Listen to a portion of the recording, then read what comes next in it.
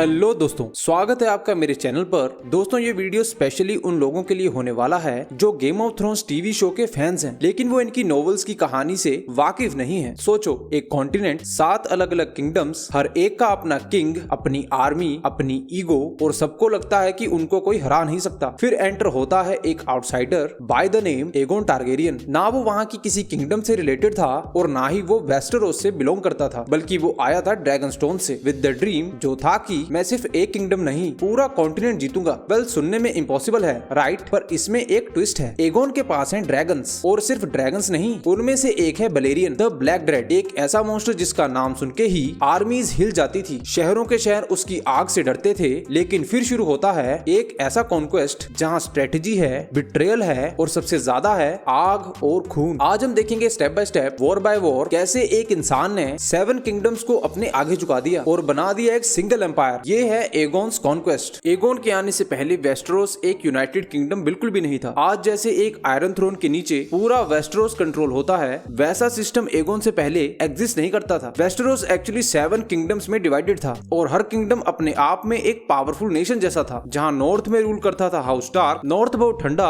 और यहाँ की लैंड बहुत हार्श थी, लेकिन नॉर्थ के लोग स्टार्क्स के प्रति बहुत लॉयल थे। द रीच में था House Tyrell with their fertile land, जो इन्हें वेस्टेरोस के फूड का पावर हाउस बनाता था, और इनका पॉलिटिकल इन्फ्लुएंस भी बहुत स्ट्रॉन्ग था। वेस्टरलैंड्स को कंट्रोल करते थे द हाउस लैनिस्टर। इनके पास गोल्ड और वेल्थ बेहिसाब थी। उसके बाद स्टॉर्मलैंड्स पहले बिलोंग करते थे हाउस डुरैंडन को। बाद में वही लेगेसी हाउस बेरेथियन ने उनसे कैरी की। डोर में रूल करता था हाउस मार्टेल, जिनका अलग कल्चर, अलग रूल्स, और ये सबसे ज्यादा इंडिपेंडेंट माइंडसेट वाले थे। वेल में था हाउस एरन, जो माउंटेन्स के बीच एक ऑलमोस्ट अनटचेबल किंगडम थी, और रिवरलैंड्स, वहाँ पावर कॉन्स्टेंटली चेंज होती रहती थी। अलग रूलर्स, अलग लॉयल्टीज। प्रॉब्लम क्या थी? तो प्रॉब्लम ये थी कि हर किंगडम अपने आप को सबसे पावरफुल मानता था। किंग्स के बीच अलायंसेस बनते थे, फिर टूट जाते थे, आज फ्रेंड कल एनिमी। पॉलिटिक्स, बिट्रेयल और कांस्टेंट वॉर्स, ये सब वेस्टेरोस में नॉर्मल था। कोई भी एक सुप्रीम अथॉरिटी नहीं थी जो सबको कंट्रोल करे। सिंपल वर्ड्स में, वेस्टेरोस एक बैटलफील्ड था जहां हर कोई अपने लिए लड़ रहा था, और इसी कियोस में जब सब लोग एक दूसरे से लड़ने में बिजी थे, तब एक आउटसाइडर क्वाइटली ऑब्जर्व कर रहा था। Hence Aegon Targaryen. उसने ये सब देखा और समझा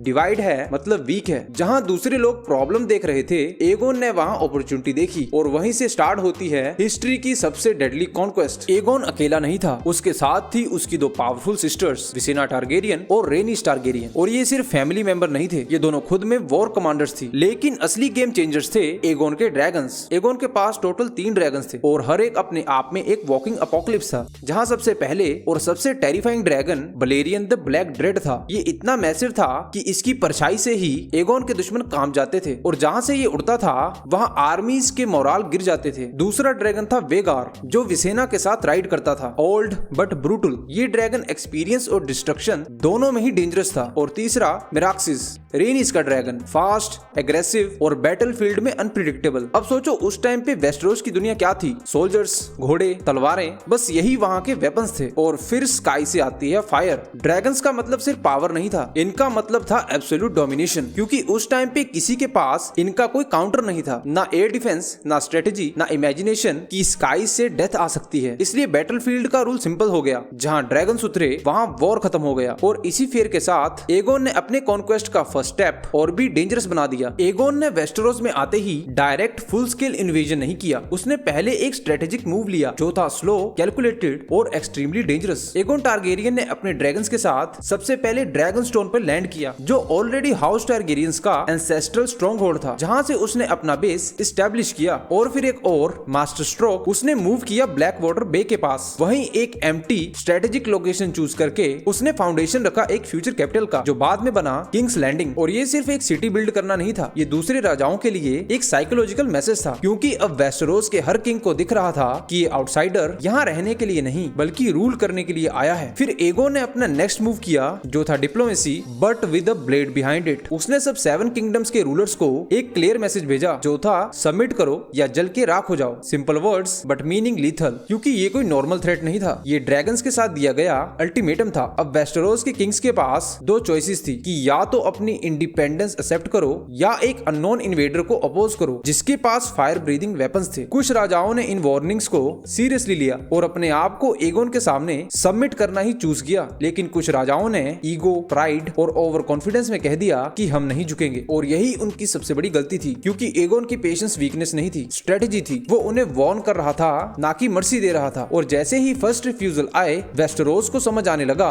कि ये इन्वेजन नॉर्मल वॉर नहीं है, ये एक ऐसा वॉर था जहां कासल्स, आर्मीज और नंबर्स मैटर नहीं करते थे, क्योंकि स्काई पे कंट्रोल किसी और का था। और अब एगोन का नेक्स्ट स्टेप क्लियर था, जो मना करेगा वो इतिहास बन के रह जाएगा। सबसे पहला और सबसे सिंबॉलिक टारगेट था हेरन द ब्लैक। हेरन ने बनाया था एक मॉन्स्टरस स्ट्रॉन्ग होल्ड, जो था हेरन हॉल का किला। ये इतना मैसिव और इतना हेविली फोर्टिफाइड था कि उसे लोग अनब्रेकेबल कासल कहते थे। हेरन द ब्लैक ने सोचा था कि उसके किले की दीवारें इतनी मजबूत है कि ड्रैगन्स भी उसे वहां से निकाल नहीं सकते, और इसी ओवर कॉन्फिडेंस ने उसे अंधा कर दिया था। वो अपनी पावर, अपनी आर्मी और अपने फोर्ट्रेस पे इतना कॉन्फिडेंट था कि उसने एगोन की वार्निंग्स को सीरियसली ही नहीं लिया। लेकिन उसको एक चीज समझ नहीं आई कि ड्रैगन्स की वजह से वेस्टेरोस का वॉरफेयर चेंज हो चुका था। एगोन टारगेरियन ने डिसीजन लिया कि हेरन द ब्लैक के साथ अब जो होने वाला है उससे पूरे वेस्टेरोस में एक मैसेज आना चाहिए। तो रात का अंधेरा था, हेरन हॉल अपनी फुल स्ट्रेंथ में गार्डेड था, और तब स्काई में एक शैडो आती है, जो था वलेरियन द ब्लैक ड्रेड, एक ऐसा ड्रैगन जिसका साइज और फियर इमेजिनेशन से भी बड़ा था। और फिर स्टार्ट होता है अटैक। ड्रैगन फायर डायरेक्टली हेरन हॉल के मैसिव स्टोन वॉल्स पे गिरता है, और जो लोग समझते थे कि स्टोन्स इंडिस्ट्रक्टिबल होते हैं, उनकी रियलिटी चेंज हो जाती है। वलेरियन की आग से जो हेरन हॉल के स्टोन थे वो मेल्ट होने लगे थे, वहां के टावर्स कोलैप्स हो रहे थे, अंदर से पूरा कासल जल रहा था, जिसमें हेरन और उसकी पूरी फैमिली एक ही रात में खत्म हो गई थी। ना एस्केप, ना सरेंडर, सिर्फ फायर। और जब सुबह होती है तब हेरन हॉल के किले का नामो निशानी नहीं बचा था, वो सिर्फ एक खंडर सा रह गया था, जिससे पूरे वेस्टेरोस को एगोन एक क्रिस्टल क्लियर मैसेज भेजता है कि कोई भी सेफ नहीं है, ना किसी किले की दीवार, ना कोई आर्मी, ना कोई लीनिएज, कुछ भी ड्रैगन्स के अगेंस्ट इन 7 किंगडम्स को प्रोटेक्ट नहीं करेगी। और इसी मोमेंट पे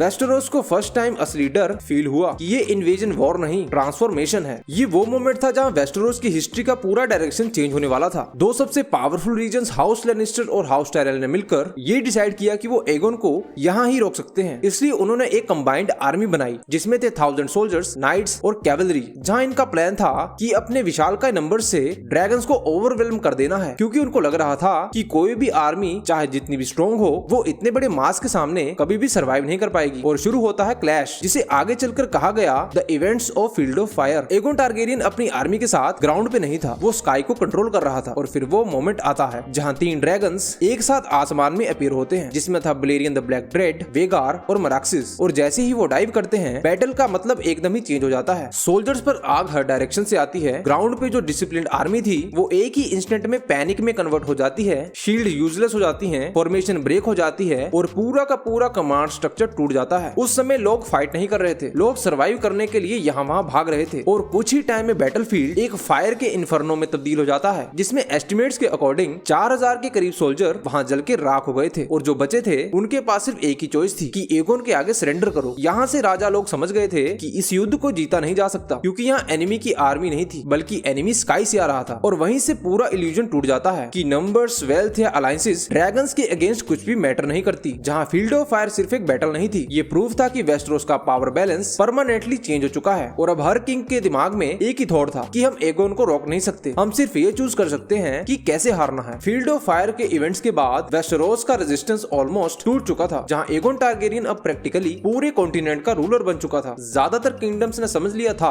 कि ड्रैगन्स के अगेंस्ट डायरेक्ट वॉर करना सुसाइड है। जहाँ सबसे पहले टर्न आया हाउस स्टार्क का, यानी नॉर्थ का। वहाँ की हार्श कंडीशंस और लॉन्ग विंटर्स ने स्टार्क्स को ऑलरेडी डिसिप्लिन्ड और प्रैक्टिकल बना दिया था। उन्होंने समझा कि वॉर कंटिन्यू करना पॉइंटलेस है, इसलिए उन्होंने रिलेटिवली पीसफुल सरेंडर एक्सेप्ट किया। फिर आया हाउस एरन का वेल। यहाँ पे डायरेक्ट डिस्ट्रक्शन नहीं हुआ, इसमें रेनिस टारगेरियन ने डिप्लोमेसी यूज की, और वेल के रूलर्स ने भी समझ लिया कि रेजिस्टेंस का कॉस्ट बहुत ज्यादा होगा। उसके बाद रिवरलैंड्स ऑलरेडी फ्रेगमेंटेड थे, मल्टीपल पेटी लॉर्ड्स, इंटरनल कॉन्फ्लिक्ट्स, जिस वजह से इनकी यूनिटी बहुत कमजोर थी। तो वहाँ एगोन का कंट्रोल ऑटोमेटिकली एस्टेब्लिश हो गया। लेकिन सबसे डिफिकल्ट रीजन अभी भी बचा था, जो था हाउस मार्टल ऑफ डॉर्न। डॉर्न ने एक कंप्लीटली डिफरेंट स्ट्रेटेजी अडॉप्ट की। जहाँ बाकी किंगडम्स ओपन बैटल फील्ड पे फाइट कर रहे थे, वहाँ डॉर्न ने गुरिल्ला वॉरफेयर चूज किया। ना ओपन बैटल्स, ना क्लियर फ्रंट लाइन्स, छोटी hit and run tactics, desert terrain का एडवांटेज और कांस्टेंट एम्बुशेस। और सबसे इंपॉर्टेंट, उन्होंने ड्रैगन्स के अगेंस्ट डायरेक्ट कन्फ्रंटेशन अवॉइड किया, क्योंकि वो समझ चुके थे कि स्काई डोमिनेशन को ग्राउंड आर्मी से बीट नहीं किया जा सकता। डॉर्न का रेजिस्टेंस बहुत स्ट्रेटेजिक था, और इसी रीजन से डॉर्न एगोन से कभी फुल्ली कॉन्कर नहीं हुआ। और इसी डॉर्न ने